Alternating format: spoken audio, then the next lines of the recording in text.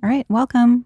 Hi. I always think it's funny when I have a guest on and we're talking for like 20 minutes before about all the deep life stuff, and then suddenly we start rolling. But welcome. Oh, it's good to be back. Good to have you back. A lot has happened since you were here last, which we've been talking about a little bit off mic. You have been traveling a lot. You are very much immersed in the literary world, right? As well as the neurosurgery, neuroscience world. So maybe why don't you just catch everybody up a little bit before we dive into everything about what you have been up to? Yeah, I've been living the dream. I still get to practice cancer surgery. And I want to say it that way because it's a privilege. It's patients come to me during a difficult time and they say, can you remove this cancer from my brain? So I still get to practice cancer surgery, and I plan on doing that at least for another 10 years because the craft is just, it's getting into a rhythm with my hands, with the interactions with them. It's dynamic, it's changing. The world of brain science as it intersects with cancer science is changing. And so then the thing I also love is thinking about neuroscience and brain science. It started as a way to help patients, but then there was so much there that I thought, wait a second, I don't only have to talk about diseases. So book one was, life lessons from a brain surgeon. It was all the practical stuff like smart drugs, dementia, what kind of food to eat. I love that book. Yeah. By the way. You got me going into a very different direction because of a conversation we had. And I guess that's what we were talking about before. It was your vibe, the interaction with you, the questions you asked, the way you made me feel to where I could just be Rahul, not Dr. Jandial. That opened up a big world for me as we were talking earlier. The second book was written in the pandemic, and that was sort of my personal struggles, life, trauma, death, belief. It's raw. And so a publisher said to me, my publisher in London said, we've been wanting somebody to write a book on the science and the neuroscience of dreams, but we didn't really have an author who would know the science, that have the backstory, have the vibe, somebody who could talk about erotic dreams or nightmares, but not necessarily do it from like a professor's point of view only. And I was like, okay, that's massive. And what I said to her was, I'm not sure I'll be able to, there are going to be a lot of gaps. There are going to be a lot of holes. There is no dream science. There's no professor of dream science at University of XYZ. And she said, exactly. So take the dots that are out there and you tell us your ideas the same way you do as a scientist. You try to come up with ways that Mother Nature is working, and you propose that to your National Institute of Health. Well, tell us what's known out there about dreaming. Bring in imagination, bring in Aristotle.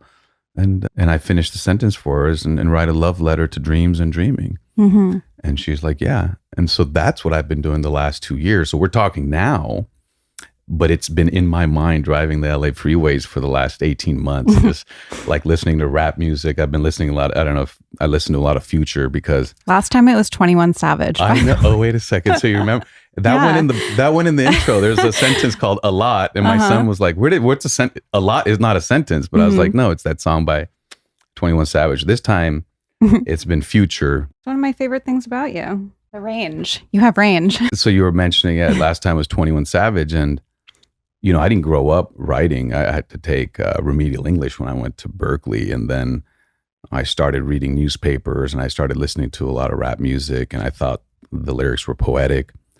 And I just started connecting a lot of these things. So this book, a lot of what I listen to, because I'm thinking through the ideas, right? I'm on the LA freeways. I've got my playlist.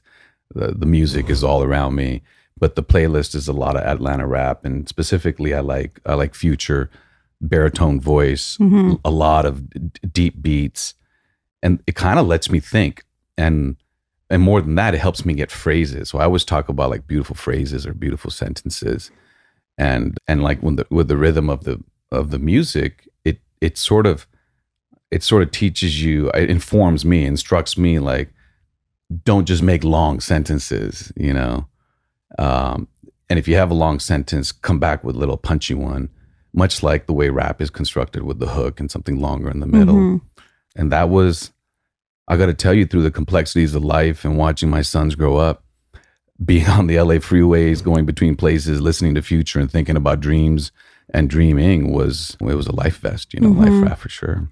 You're the perfect person to write about this, because even your other books, you know, you were mentioning it was more like do this for that, the scientific language, but you're still able to write in a very narrative way where you feel like you're reading a story. There's an origin story for that. Like the Really? first thing I ever wrote was for Vice. Oh. And we got into a little bit of an argument. I was like, no, I want to write the title. And they're like, no, you write the essay. And they choose the title. I said, no, I insist. And it was like back and forth. And it was, that's the one that got me to a literary agent. But and the title was The First Time I Let Someone Die. And they're like, okay. And that's the subtlety of language, let someone die. So right away, I don't have to explain to you, we're not all trying to save lives. And I think that for this book and Dreams and Dreaming, I put in there several times, I wonder, could it be? Because I'm letting the reader know, I don't know either. And I'm looking at everything and I can't figure it out. So now I gotta let you know that this is a thought in my mind to connect the dots. But your thoughts are welcome. Your conversation is welcome. Your exploration is welcome. I'm not that guy that showed up and said, hey, guess what? I figured out everything about dreams and dreaming. Like that's not the vibe in this book at all. But it's all kinds of stuff I didn't anticipate and connections I didn't anticipate. And a few things jumped off right away. It's like Aristotle over 2,000 years ago is talking about lucid dreaming. And now scientists are putting lucid dreamers in brain machines. I was like, that's crazy if I could connect that. Things like math rarely happens in dreams. Why? I know somebody's gonna be like, I do math in my dreams. I get it. I did. Yeah. I heard you talk about this before. It was when I was taking math classes. Then I was dreaming about, so that may be a little bit different. But and your dream is infinitely wild. And I know mine are. But when you start looking at 10, 15, 20,000 dreams over 1 or 2,000 years, you start to see some patterns. And those patterns in my explanations, that's kind of what this book is about and this conversation is about. So thank you. Yes, I think, and I was saying this to you before we started recording too, that one of the fundamental parts of being a good scientist is humility, right? Humility is at the core of science. And if somebody is saying, oh, I know everything, I have all of the answers, that's a little bit of a red flag. And so I really appreciate that about you. Thank you. And I think that makes this conversation even more interesting because, you know, we all have our different thoughts about it too. I can be like, oh, I do dream about math, you know, and my dreams are uniquely mine. Your dreams are uniquely yours. And the listener, you know, has their own experience too. And then you can kind of weave that in with this conversation. Absolutely. And then they can walk away saying, wait a second, that conversation led to interesting thoughts that are personal to me. Exactly. I wasn't given a recipe. I wasn't given a playbook.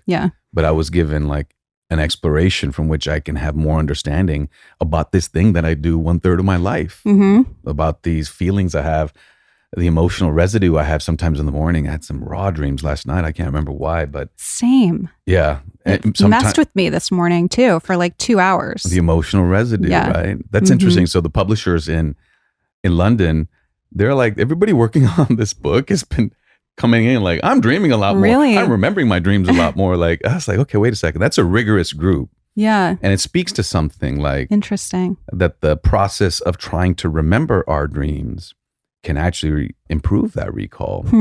And that all of a sudden, you know what I said to me was, people who say journal your dreams, journal before you go to bed, journal when you wake up, like there's some science to that. I don't have it all figured out. But like placebo, where you believe in something, chemicals and electricity in your brain, it's not in the ether, but there's a metabolic physiologic change that explains why belief in something, whether it's a sugar pill or anything else, can actually reduce pain, reduce headaches, can make you feel differently from a mental health perspective. Similarly, recognizing that your brain is like on fire, whether you remember or not, that's a measurement electrically, metabolically, that when you wake up and you try to consider what's happened, not everybody, not every time, but a cluster of people like in the publishing house were like, wait a second, I wake up and I'm like filled with recall of dreams. So like this morning, because I knew we had this conversation, or maybe we didn't, or, you know, I was thinking about like what to wear or whatever it was, this morning was relevant to me. And the dreams last night weren't about talking or where we're at physically, but I just remember there was an emotional intensity to my dreams last night. that persisted in the morning, and I had to, and that I didn't try to, before I would try to shake it off, like until this book, everything was like, all right, well, that was wild, that was weird. Try to shake it off. Now I'm in a different place because now I try to hold on, and I try to use that as a reminder to reflect upon all these processes in our brain and our mind that are happening without our intention. We don't ask to sleep. We don't ask to dream. And that they must serve a process. They must serve a process that is useful for us, because sleep happens, it shuts us down, makes us lie down, exposes us to danger. Your brain is burning hot while you sleep. It's not a quiet time. So that's not my opinion. That's a measurement. Like electrodes on the surface of the scalp, fMRI machines. Okay, wait a second. The dreaming brain's brain electricity is as wild as the electricity during the waking brain. So that's not a passive process, whether you remember it or not. There's something burning hot going on. It's sparking electricity. Neurotransmitters are going off. So now when I wake up in the morning and I remember a dream, like, or a feeling of a dream, I do the opposite. I don't try, I forget about it. That was irrelevant. Actually, it's like, wow, there was a little solar flare that escaped from my dreaming brain. And maybe I should reflect on that, contemplate that a bit. I don't have a specific answer for each of it. Like, this dream means that. I don't think you can, but it's made me really revisit the feelings I have as I fall asleep, called sleep entry, those 10, 15 minutes, and the feelings I have when I sort of indulge myself and wake up slowly. Like, those two windows of time are very precious to me now. Yeah, I heard you say that that's where a lot of your good ideas come from. And I know in certain like meditation practices and beliefs, they say that you can program your subconscious in that time before you go to sleep and that time that you wake up. But I think that you're vulnerable in those moments, right? I love that. No, I think you've hit it right on. Is programmed subconscious, I would say, is entice or feed your subconscious. Because the dreaming brain is definitely subconscious, meaning we're not conscious when we experience it. But that doesn't mean all those neurons aren't firing. Like, you're running from a wildebeest or woolly mammoth in your dream. The neurons that are responsible for leg movement are also on fire. So it's a real thing that's happening. It's not just like in the mind, it's in the brain. The dreaming brain creates the emotions, the memories, the experiences at a neuronal level. So your point about programming the subconscious, I like that a lot. I think that's more of a scientific way of thinking of it. I think of it as feeding your dream state, feeding your dreamscape. And so people are like, wait a second, he's a brain surgeon talking about feeding your dreamscape. That's not, like, how do you get there? And what I would say is, here are a couple of quick ways how we get there. Salvador Dali's been talking about that, and Edison and Christopher Nolan, Inception. Sleep entry. The technical word is hypnagogic and hypnopompic, but sleep entry. How we get there now is, for me, how I get there, because I'm skeptical. I want to know, like, how? Prove it, right? Because there's too much stuff out there that's like studies show. So here's how we prove it. Here's how it was proven and convinced me is a better way of saying it. That electrodes on the surface of our scalp record brain electricity. The brain tissue generates electricity, much like an electrical eel does. Those electrodes are just like an EKG on the surface of the heart. It records the electrical activity on the surface of the heart. That those brain waves, those patterns, think of them as, an EKG has different patterns, like an arrhythmia or normal. Like, you have a lot of different brain waves. The 10, 15 minutes when you're drifting sleep entry, you have brain waves of the awake state of the waking brain, as well as the dreaming brain. So when I see that, then I say, okay, that's a unique time in our day. 24 hours our brain is awake. And that what I call these blurry liminal states, like, there are periods when we are both drifting off into sleep and dreaming, but still partially awake. And why that's interesting, and back to creativity, is the dreaming brain doesn't connect the dots in a firm way. It's more like designing a car, not like fixing a car. So there's something called divergent ideation. You have random associations. You have jumps of ideas, jumps of emotions. No, so if you can have a bit of that more expansive thinking, out of the box thinking, but still be awake enough to remember it a little bit, there are devices in Silicon Valley, and Dali talked about it. People are trying to drift off and then wake up and write down what's going on. Drift off and wake up right at that moment and write down what's going on. So yeah, you can program your subconscious, and you can actually drift a little bit into it, wake yourself up and write down what you're thinking. I'm not saying there's genius there. I'm not saying that everything you write at that moment is going to be fantastic. But when that happens for me, I have a lot of bad ideas, but my good ideas also come from there. It's sort of an idea generator, if you will. And the same thing at sleep exit. If you drift, if you don't check your phone, if you let that linger a bit, that blurry state, again, my ritual is, what am I thinking about this morning? Wow, that was a gnarly dream or a wild dream or an emotional dream. Just give it a few moments, Don't open my eyes, and then reach for my phone, avoid Instagram, and then go to Notes app and write down some stuff. And later in the day or tomorrow, yeah, it's not good. It's not like great stuff. But when I do have great ideas, it tends to come from those two windows, sleep entry and sleep exit. I wonder if there's any similarity, I guess back to the meditation piece, but a similarity in those states to when you're doing certain types of meditation.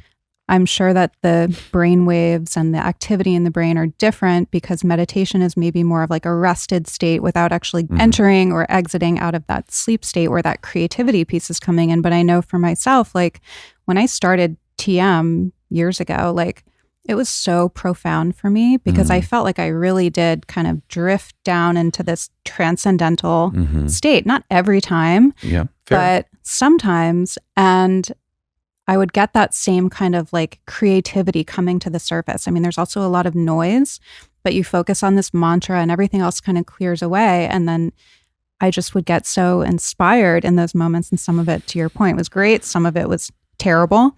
And I love that these things are unicorns and clouds. They're not meant to be just grabbed. But the fact that they exist even once for somebody or on occasion for somebody, what you're describing are universal phenomenon that have been described for thousands of years. And some people have discarded them, ridiculed them. Other people, their lives have been transformed by them. And only now can we add the neuroscience to them. So specifically about your question about meditation, it's a great point you're raising because something just came out in the Scientific American about advanced meditation. So long-term practitioners, maybe like yourself, that they can have this thing called ego dissolution. So I'm just going to get a little bit like into that, but I think your listeners will like it. Like meditation, psychedelics, deep diving and holding your breath in certain patterns, and dreaming. Like, how does that look in the brain? Because that was a question I wanted to ask, right? I went to Berkeley, so there were a lot of people on psychedelics there. The interesting thing is all of them can feel trippy or dreamy. But what's happening with dreams versus advanced meditation, as you're describing, is that there's this thing called the imagination network that's liberated in dreaming. Part of the way it works is you're fully inhabiting the moment. You are in the driver's seat of a car you can't control, but it's all happening to you. You're like dead center. You are the actor. You are the director. You're fully inhabiting it. And what happens with psychedelics, advanced meditation, and those things, you actually have something called ego dissolution. Your imagination network, technically your default mode network, is dampened, allowing you to step away from fully inhabiting your life. So just stay with me. So in dreams, it feels trippy, but you're dead center of what's going on. In meditation, psychedelics, certain patterns of breathing, you can have dream state insights, but what's going on in the brain is very different. And I think that's what allows people to, on psychedelics for like cancer treatment, for people whose lives are transformed by psychedelics done the right way, that they have the ability to actually disassociate from all the concerns and step back a bit to see their life from a different perspective and to gain a new perspective on their life. So I think there is potential there, and psychedelics are being evaluated in cancer centers for for treatment of existential crisis. Like, how do I cope with the fact that I grew this thing that's eating me inside? And psychedelics, not every time, not for everyone, in the right way, they can help with that. So I think meditation, psychedelics is closer to a dissociative state where you have a new, different perspective on what's going on in your life. And dreams are a bit different, where you're sort of fully inhabiting a wild experience you wouldn't have during the day, because in the dreaming brain, the executive network that creates logic and math is dampened. So those are two different brain states. Both brain states are robust. There's nothing less, there's nothing quiet in the sense of like brain activity, but the experiences can overlap. So it's a little bit heavy neuroscience, but it's a very important distinction because it's something we understand now that we didn't 10 years ago. All of this stuff feels dreamy, feels trippy, but the brain science is a bit different. And you've talked about how dreaming is kind of like high intensity interval training of the brain, right? It's stretching the confines. It's not just taking in the boring, mundane, monotonous day-to-day information, and how that's kind of essential for our overall health and well-being. And we were talking a little bit before as well about how I've had so many experts on the show, and there are so many people out there who say sleep is the foundation of health and wellness because that's when your body repairs. That's when this hormone does this and that hormone does this. And you are saying, no, we sleep. It's the most important thing because we need to dream. So tell us about that. Yeah, it's a big statement. I'm going to own it. I'm going to rock it. It's not, I'm not saying they ain't right. I'm just saying it's being a bit overpresented. And I'll just take you through a conversation I had actually at a London pub with somebody. And the London pubs are different. They're like, they're sort of buttoned up, and then they get to the pub and it's just like completely unleashed. And so you have to sort of like be ready for questions you were not expecting, right? And it's interesting. So, so like sleep comes up. And I said to somebody, they said, come on. I said, I mean, dreams, they've got to be accidental. It's a glitch. It's interference. It's static. It's sort of a fundamental scientific question, right? Is this just like the noise of an engine? Is this sort of like an irrelevant thing the brain does? Or is this, or not? And I was like, I got to really tackle this head on. So I said, it was like in conversation mode. I couldn't say like studies show, because there are no studies that can prove that. I couldn't say like, in 1960s, I didn't want to be that guy in a London pub. I said, okay, so first of all, let's check this out. Sleep, it's not really for your body only. I think a little bit of sleep is enough for our body. They're like, how do you know that? I said, look, I used to be a transplant surgeon. When we take a liver from one person to another, we don't really connect the nerves. Like when you're sleeping, your thigh muscle and your liver and your kidney, they're good. They're good during the day. They're good while we sleep. Like that's not where, if somebody's lying down and you look at the whole body and you zoom out and you look at it metabolically, like where's the glucose being used? Where's the electricity being sparked? You look at the whole body, like day and night. Yes, the gut, it changes a bit. Yes, muscles, it change a bit. But that's not why you need 8 hours. I got a feeling like a couple hours is good enough for that, right? But then you pan up to the skull and it's burning hot with glucose usage. And it's like sparking electricity. I mean, it's like fireworks are going on in there. So to me, from a common sense perspective, what makes us sleep? It's not the liver. Because in transplant, we transplant hearts and livers and kidneys and pancreas. Like clearly the brain makes us sleep. The brain wants to sleep and shuts the body down. Okay. So sleep is for the brain. And what does the brain do when it gets us to sleep and lie down? It dreams. The most vibrant thing a sleeping brain does is dream. And what happens when you skip a day of sleep? Like I did quite a bit in surgical training. The next day, sleep pressure builds, throws you to the ground, right? And the dreaming process is more robust and earlier into sleep. And so when you look at those common sense things, sleep is for the brain. And what does a sleeping brain do?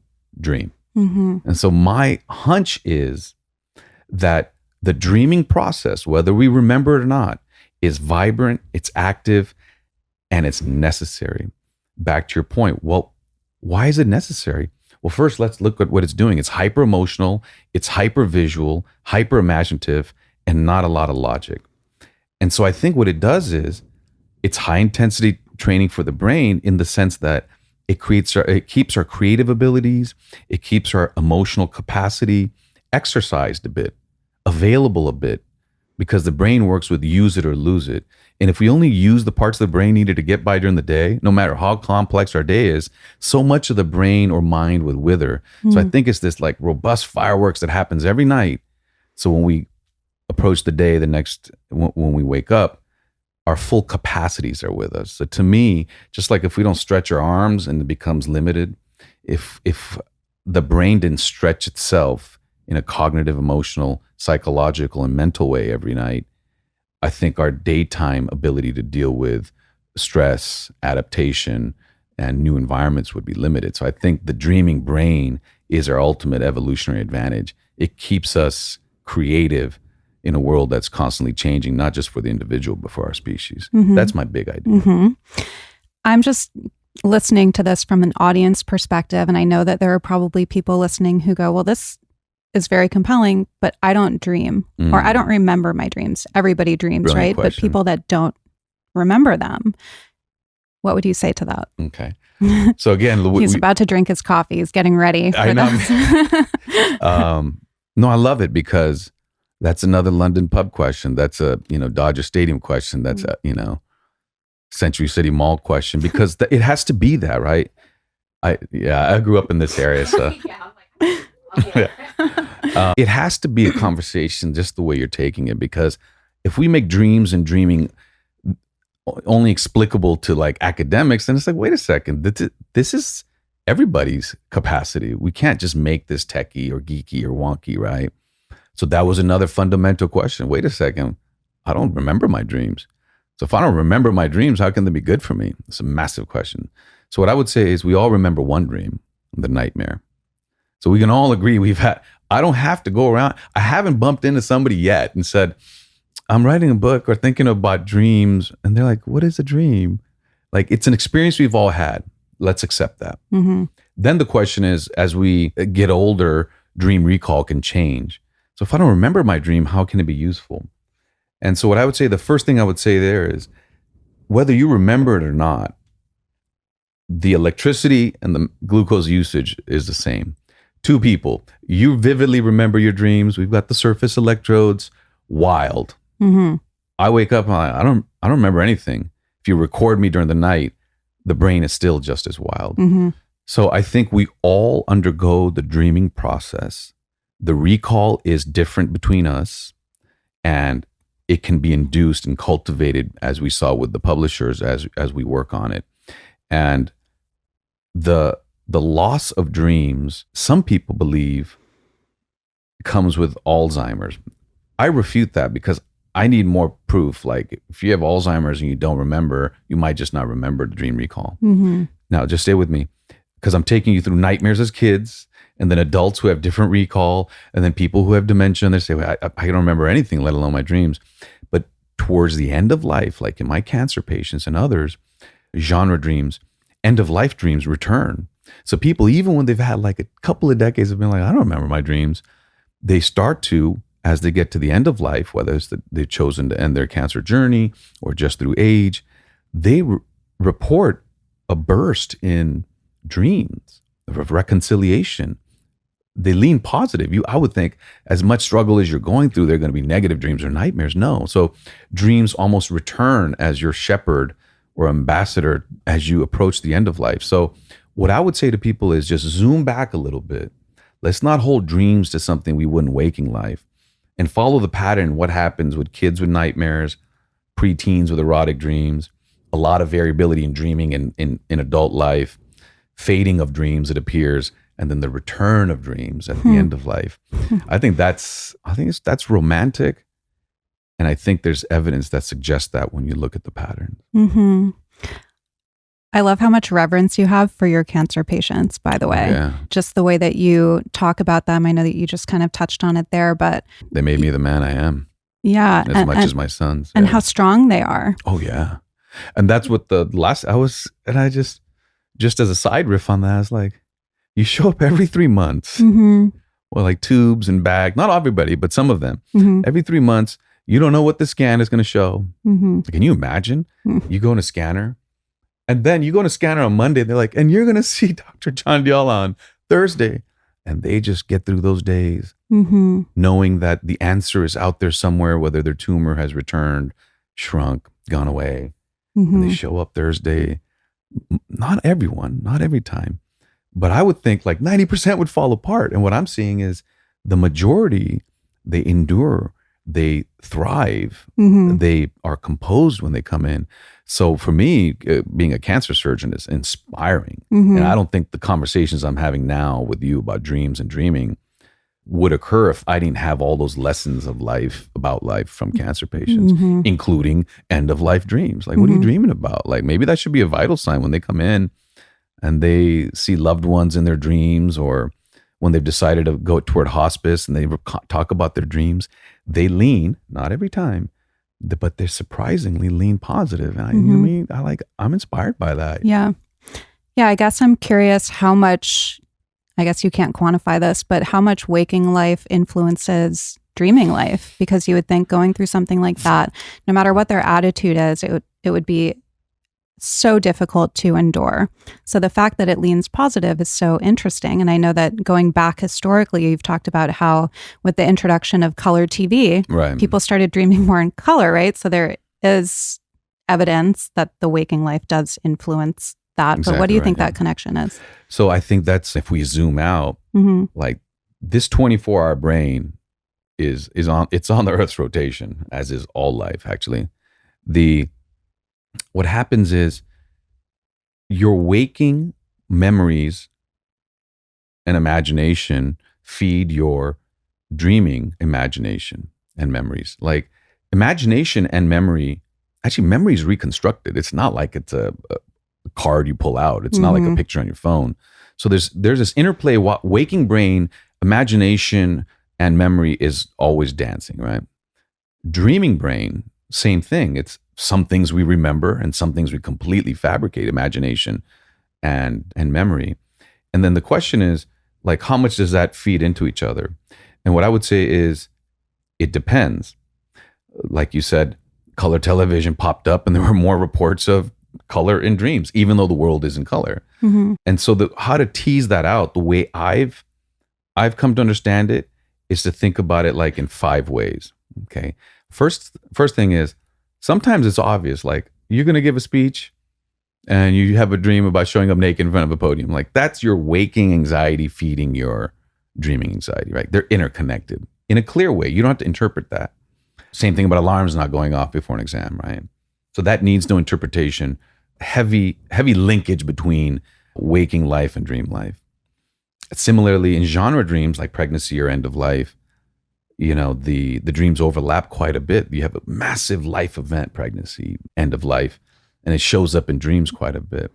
The third one is junk dreams, what I call, like, you can have images, you can have different concepts, but unless they have a heavy emotional and visual stamp, to me, they're sort of just like, we don't remember a lot of our day activities, right? So similarly, and if you remember that the dreaming brain is hyper emotional and hyper visual, like the thoughts I had this morning, the dreams with an emotional stamp or a visual stamp that linger into the day, I think those are the ones worth exploring. Like, how much of this is something my dream life made up, or how much of this is something going on during my waking life that I haven't really paid attention to?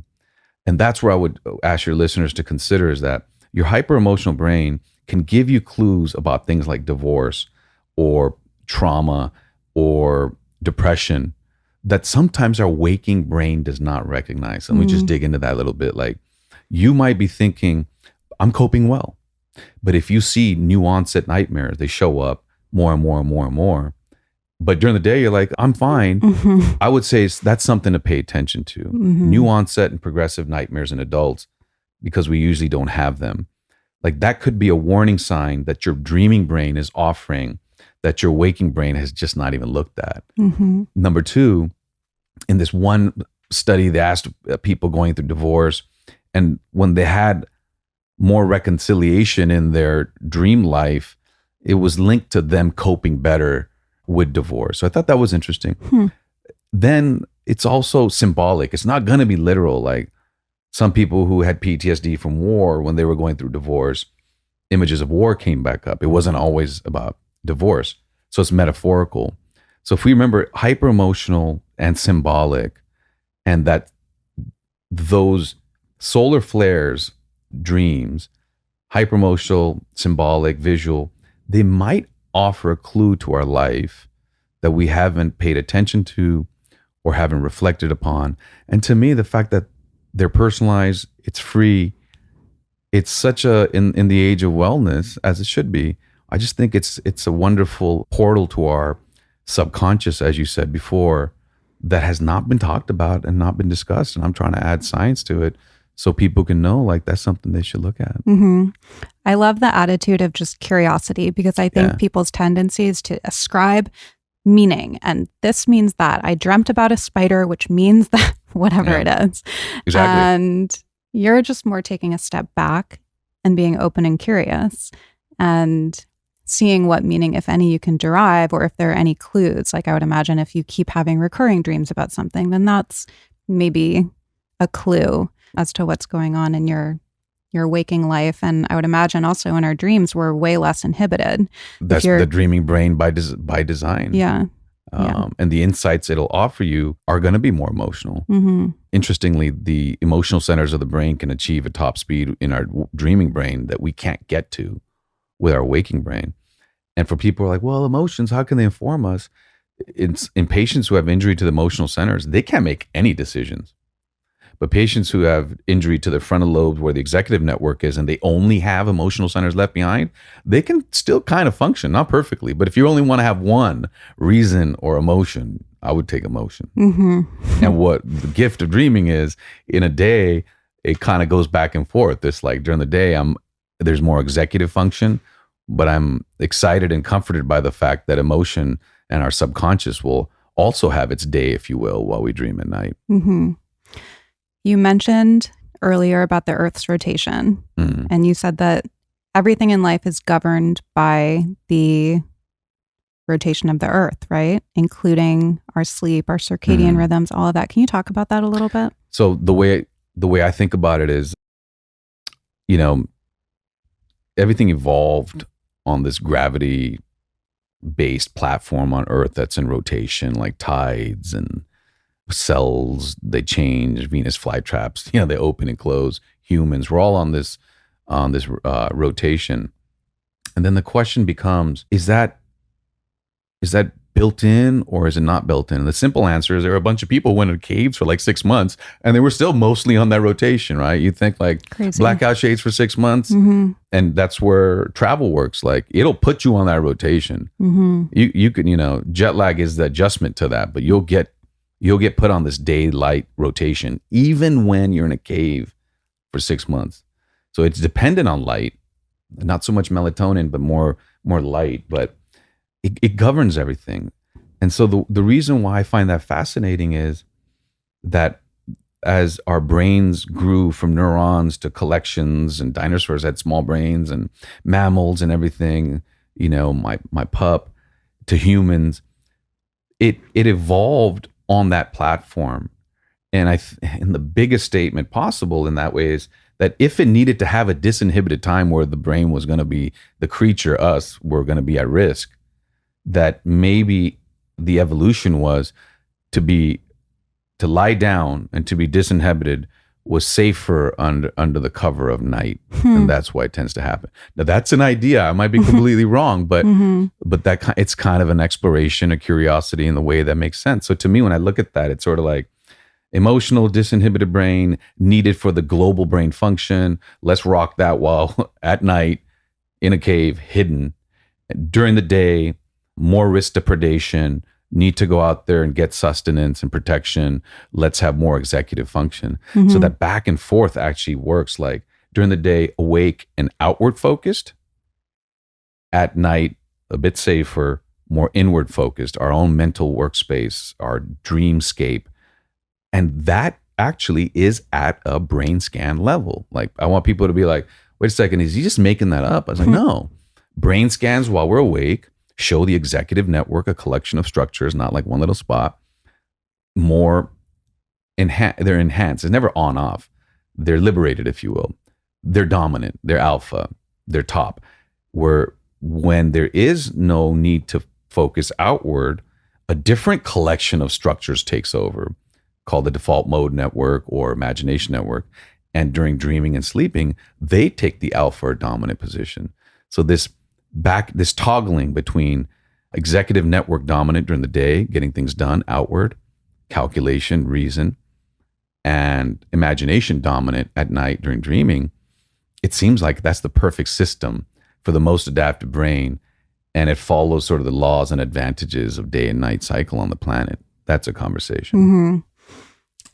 I'm just going to telemarketer. Okay.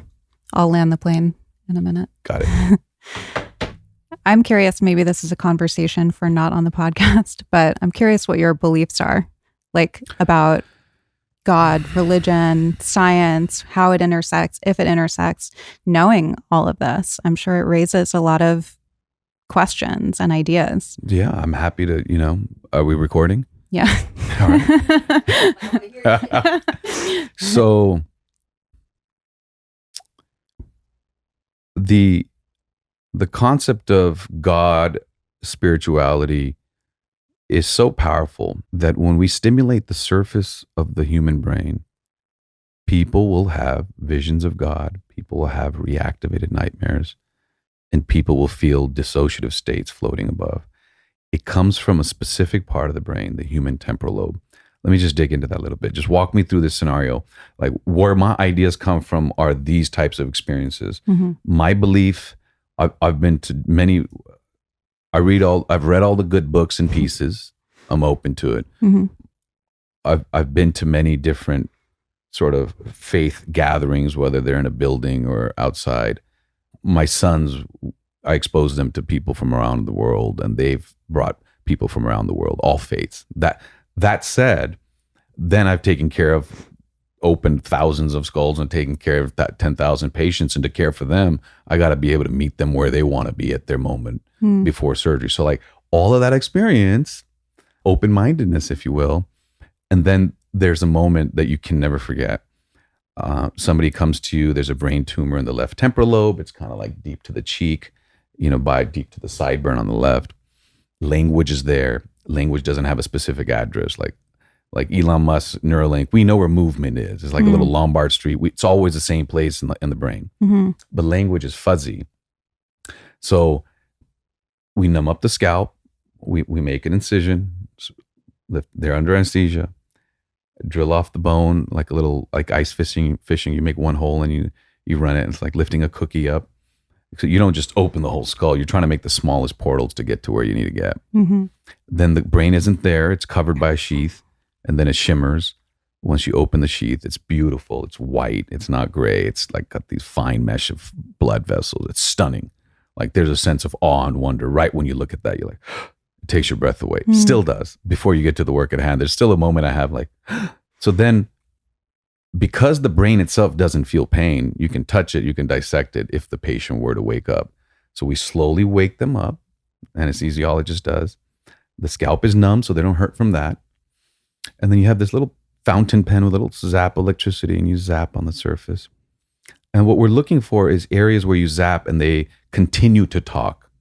So they're asked to count 1, 2, 3, 4, 5, 6, 7, and you zap a certain area of the brain. If they keep talking, you put a white piece of confetti there, meaning I could dissect through that to get deeper and not hurt their language ability. If you stimulate and they go 1, 2, 3, 3, 3, 3, then you put a red confetti, and so you map out the surface of the brain. Sometimes and this has been described since the 1950s, is sometimes when you tickle that area with a faint electricity, they'll say, as I mentioned in the book, oh, that's a nightmare I've had since I was a kid. So you can activate a recurrent nightmare. It's always in the left temporal lobe, by the way. And then other people, if you look at all the records in neurosurgery since the 1950s, So that's why I try to pull everything that when I, in this book and in books in my thinking in general, they'll say, you know, I feel like I'm being touched by the hand of God. They'll say, Wow. I see whoever's faith they have, they'll mention that, whichever faith they have, I mean.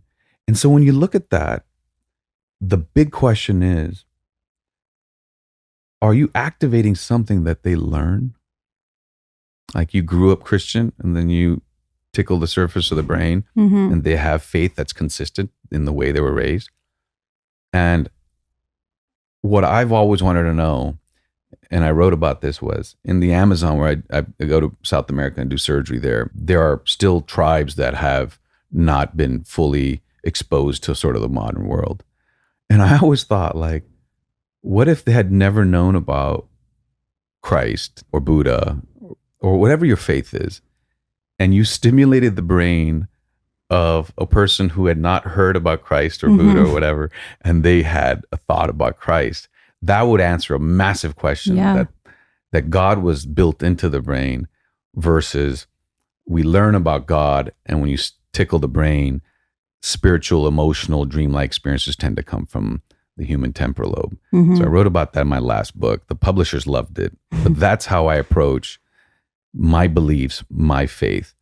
On a more personal level, I'm super open-minded. That doesn't mean I'm gullible. I'm skeptical, but like, and my cancer patients, again, have taught me that, like, in that moment, if they say a word that's coarse or even racist, or if they have a belief that's like stifling, it's not really about me at that moment. Like the 10 minutes before surgery, I'm talking to them. They want to hold hands. They want to pray. It's all about you. This is not a time to be judging you. I'm there for you. This arrangement is, you've come to me for help. And the trust isn't just what I'm going to do with my hands inside your skull. It's also the judgment I'm going to make about, should I do more or less inside your skull? Maybe better to leave a little tumor behind and not injure your function. But also at the human level, like, I'm there for you. I'm your pilot. I mean, and if your airplane crashes, I have the luxury and sometimes the regret that I will bail out. I will parachute out. And so I used to tell my kids, I'm an expert at pulling up the nose on crashing airplanes. It's cancer surgery for patients who are stage 4 cancer. There is no stage 5. So in those moments when they know the finish line is near and they're showing this like determination and strength and style and panache and gravitas, like, I don't come in there narrow-minded about a word they may use, about a feeling they may share, about a slight they may have or feel. Like, I go in there like it's just all about you.